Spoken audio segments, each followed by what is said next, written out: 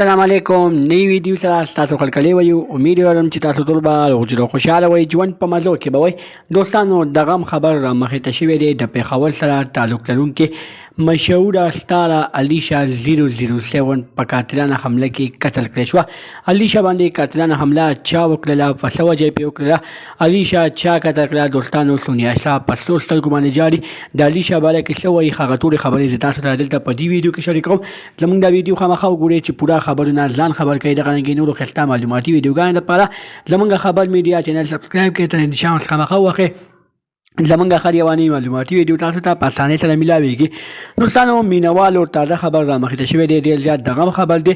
چې د پېښور سره تعلق لرونکې مشهوره ستاره علیشه 007 دوستانو چې ډېره زیاته مشهوره ده سونیا شاه او داود شاه لور ده په هغې باندې قاتلانه حمله وشوه په هغه قاتلانه حمله کې علیشه 007 ډېره زیاته په بد حال باندې قتل کړې شوه دوستانو سوال دا اوچتېږي چې علیشه 007 چا قتل کړه په څه وجه باندې قتل کړه سونیا شاه په سرو سترګو باندې جاري وایي زما یوه لور وه هغه هم الله تعالی واغسته هغه هم د ظالمانو په زما په لور باندې حمله وکړه او زما لور یې ډېره زیاته په بېدردۍ سره قتل کړه دوستانو علیشه 007 رښتیا قتل شوې ده سونیا شاه رښتیا داسې خبرې کړي دي نه دوستانو نه علیشه 007 قتل شوې ده او نه سونیا شاه داسې خبرې کړي دي ځینې خلک د خپل ځان مخکې کېدو لپاره د خپل ویوز راوستو لپاره د خپل ځان پروموټ کولو لپاره خپل چینل پروموټ کولو لپاره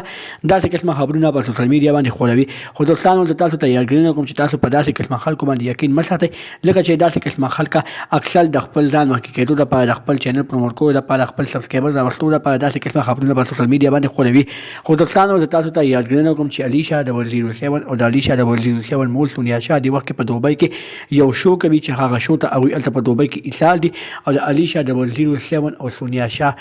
خاوند داود شاه په کور کې یعنی په پېښور کې پروت دی هغه د هغوی نوټس کوي چې هغوی څه کوي او هغوی څه نه کوي دوستانو همدا پوره حقیقت دغه رنګې نورو معلوماتي ویډیوګانو لپاره زموږ خبر میډیا چینل سبسکرایب کړئ انشاءالله خامخا وخې زموږ هر یواني معلوماتي ویډیو تاسو ته په اسانۍ سره میلاویږي والسلام